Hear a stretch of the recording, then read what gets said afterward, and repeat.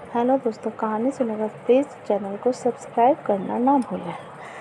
मैं हारा थका बेमन सा आज ऑफिस से घर आया ही था कि मेरी नज़र सामने किचन से आती मेरी पत्नी पर पड़ी। वो देखने से ही काफ़ी उखरी उखरी लग रही थी। उसकी मनोदशा देखते ही मैं समझ गया था कि ज़रूर ही कोई तो बात है, इसलिए मीनाक्षी इतनी रूखी रूखी सी लग रही है। मैंने हाथ मुंह धोए हुए थे, इसलिए मैंने उसे तौलिया मांगा। उसने बिना कुछ बोले मुझे तौलिया लाकर दे दिया। मैंने उसे कंधों पर हाथ रखते हुए पूछा, मीनाक्षी क्या बात है, आज तुम कुछ उखरी उखरी सी लग रही हो। तो उसने मुझे खा जाने वाली नज़रों से देखा और भड़कते हुए बोली, आपको क्या है, फिर चाहे बेटी ट्यूशन से फीस न देने की वजह से बेइज्जत करके भगा दिया जाए, या फिर बेटे पर स्कूल ड्रेस के जूते न होने की वजह से उसके स्कूल की फुटबॉल टीम में खिलाने से मना कर दिया। आपको क्या है, आपको तो बस सुबह 9 बजे जाने और शाम को 8 बजे आने और फिर चादर तान के सो जाने के अलावा एक पल की भी चिंता नहीं है, और न मेरा कोई ख्याल। डॉक्टर ने पिछले महीने ही दवाई कराने को कहा, नहीं तो मर्ज कभी भी अपने पैर ज़रूरत से ज़्यादा पसार सकते। कभी तुमने ध्यान से देखा है मेरे चेहरे की ओर?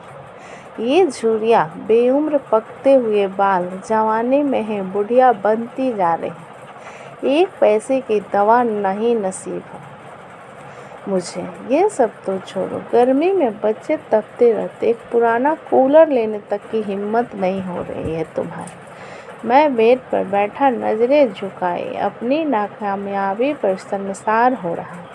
बीवी बच्चों की परवरिश और उनकी ज़रूरतों का ध्यान रखना मेरा कर्तव्य है, पर क्या करूं, ये मेरा दुर्भाग्य ही तो है।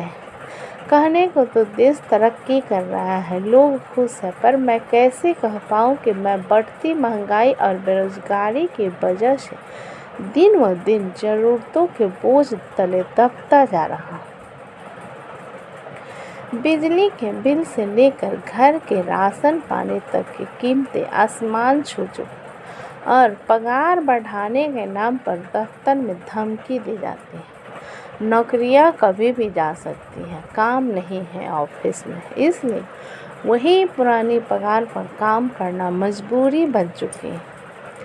ऐसे में क्या ही करूं? मैं बैठा बैठा अपनी परिस्थिति से दो चार हो ही रहा था कि घर के दरवाजे पर किसी के आने की दस्तक हुई। बच्चों ने गेट खोलकर देखा तो पिताजी थे।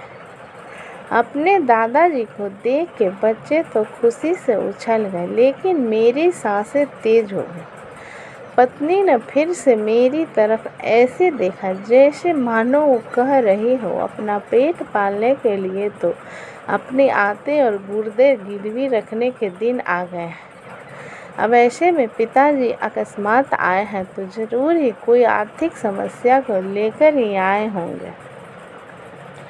मैंने भी नज़रें चुराते हुए एक बार मीनाक्षी की ओर देखा, पर कुछ कह पाने की स्थिति में नहीं था, इसलिए जल्दी से उठ के पिताजी के पास गया और नज़रें चुराते हुए उनके चरण स्पर्श कर उन्हें बैठने को कहा।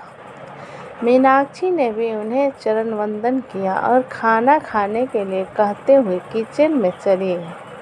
अब मैं और भी अकेला महसूस कर रहा था। मीनाक्षी तो मुंह छिपा के किचन में जा चुकी थी। मुझे डर था पापा कहीं पैसे की कोई बात न कर, इसलिए मैं जल्दी से जल्दी बच्चों को बुलाकर उनके पास किया और खुद वापस कमरे में चला गया।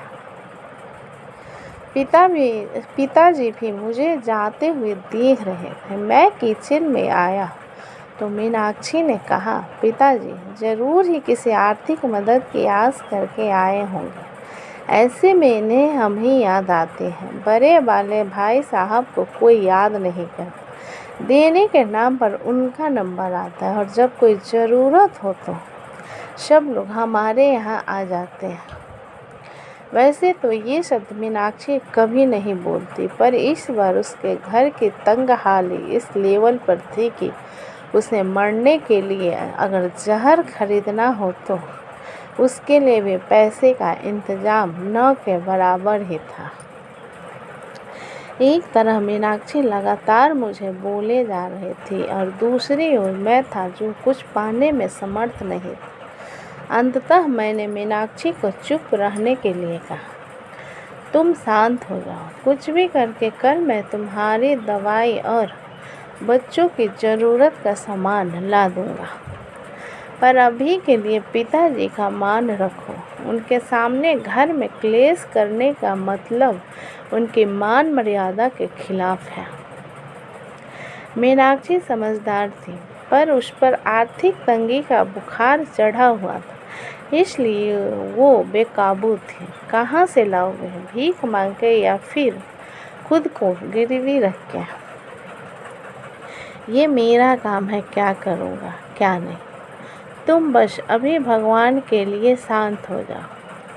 अब मीनाक्षी शांत हो गई। वो खाना लेकर टेबल पर लगा देती है। अब पापा और बच्चे सहित एक साथ खाना खाने लगते हैं। खाना खाते टाइम पापा ने एकाएक मेरी ओर देखा और पास बैठने को कहा। मेरी सांसें और दिल दोनों ही तेज हो गया।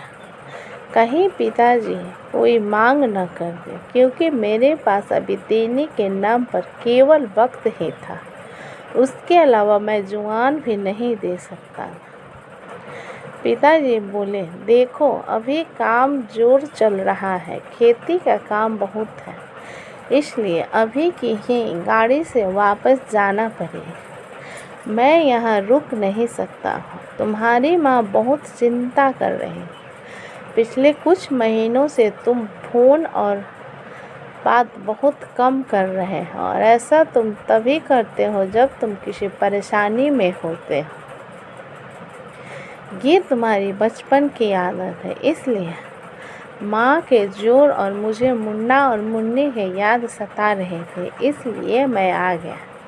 यहाँ तक तो ठीक था। अब मैं अवाक बैठा था कि अब पापा क्या बोलने वाले हैं। मैंने एक नज़र मीनाक्षी को देखा तो वो किचन की चौखट पकड़े पापा की आड़ किए हुए खड़ी थी और पापा आगे क्या कहने वाले हैं जानने के लिए उत्सुक हो रही थी। लेकिन आगे पापा ने अभी कुछ कहा नहीं, बस खाना निपटाया और मुंह हाथ धोए। अब पापा ने अपने कुर्ते की जेब में हाथ डाला और एक नोटों की गड्डी निकाली और मेरी ओर बढ़ा दी। ये देखकर मैं अवाक और सकते में आ गया। एक पल के लिए मैं स्तंभ और निशब्द ही खड़ा रहा। पिताजी ने कहा, अरे पकड़ो भी भाई, अब इतने बड़े भी नहीं हो गए हो कि हमारी दी हुई आशीर्वाद को ग्रहण न कर सको। वैसे भी इस बार फसल अच्छी हो गई थी, इसलिए कोई दिक्कत नहीं आई। अब उन्होंने मीनाक्षी की ओर इशारा करते हुए कहा, बहू का और बच्चों का अच्छे से ध्यान रखो, देखो कितनी कमज़ोर हो रही है, और अपना भी। उन्होंने पैसे मेरे हाथ में रख दिया।